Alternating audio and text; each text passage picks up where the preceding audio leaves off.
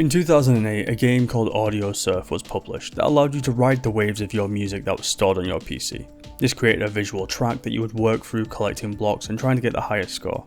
The game had a few songs built into it, but the magic of this game was definitely playing your own choice of music, as it created tracks with different tempos of speed depending on what kind of music you would have on. It was a simple game to jump into and play to songs of your choice. The following year, Batman Arkham Asylum was released, and that was filled with an incredible story that matched the legacy of the Dark Knight himself. One of my favourite things about Arkham Asylum and the Arkham games in general was the free flow combat system that Rocksteady created, allowing for a free and more expressive version of dishing out beatdowns with attacks, dodges, counters, and gadgets. This free flow combat system has been adopted by many other studios as to create that larger than life feeling of 1v20 enemies while still being the dominant force in that outcome.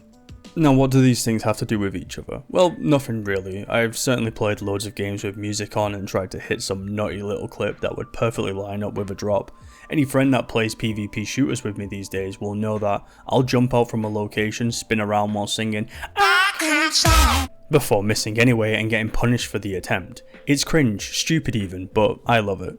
But what if we could combine the two? What if you could play a game that borrows the free flow combat from the Batman games and combine it with that musical rhythm that makes all your hits land on time with the song?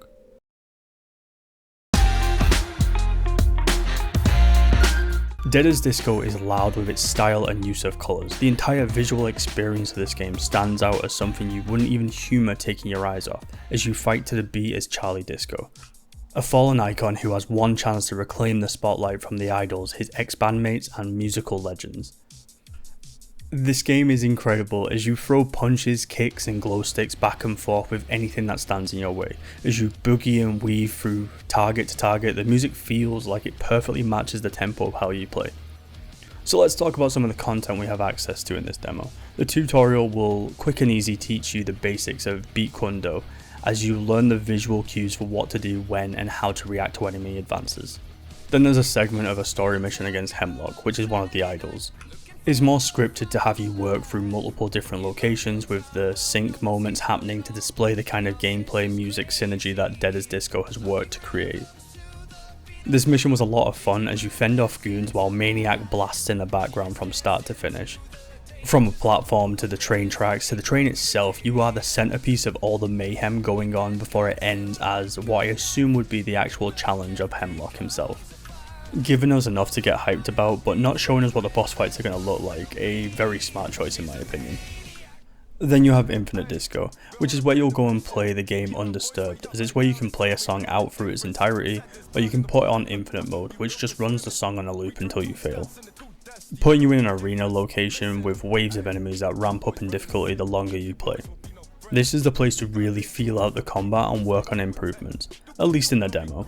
But this also comes with leaderboards for you, friends, or even the global side of things.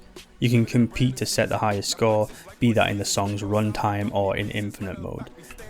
And while the demo doesn't allow you to customize your character, that will be something that's in the full release for you to take into the Infinite Disco. But the key thing about Infinite Disco is this is where you can import your own songs, set the BPM and go have a blast till you want to put the controller down. Wanna bump some Shania Twain? Sure. How about something from the Doom soundtrack? Amazing. Legend of Zelda? How fantastical. How about that song your ex hates? Put it in infinite mode and survive as long as you can. You can vent out internal rages to a created soundtrack or your own personal playlist. Emo, pop, hip hop, rock, punk, jazz, funk, techno, reggae, dubstep, heavy metal, country and anything else you like. Go from Maniac to Through the Fire and Flames before loading up Livin' La Vida Loca and ending your session on Seabat. If you know, you know. And if you don't, bless your soul, you deserve eternal happiness. This is only a demo of the game, but it shows so much promise for what the full title will be like, and with more expansive features that will make it fun solo and co-op with friends. It's releasing on Steam with a console version coming later on. This stylish beat 'em up game is going to be a day one purchase for me if I can't pre-order it, because it just shows how much love that has been packed into it, while being something I've wanted to play for the longest time. And I'm so excited to get my hands on Dead as Disco. Thank you for watching, as always, I really appreciate it, and yeah, I just wanted to shed some light on this game because it's I don't know, it's one of those games that I used to think of when I was younger, like a fighting game that matched the tempo of the music. It's been embedded in my brain for a long time, so it's really cool that someone's actually gone and made it. So I wanted to just, make a little video on it. Anyway, I hope you have a lovely day and or evening, and I'll catch you next time.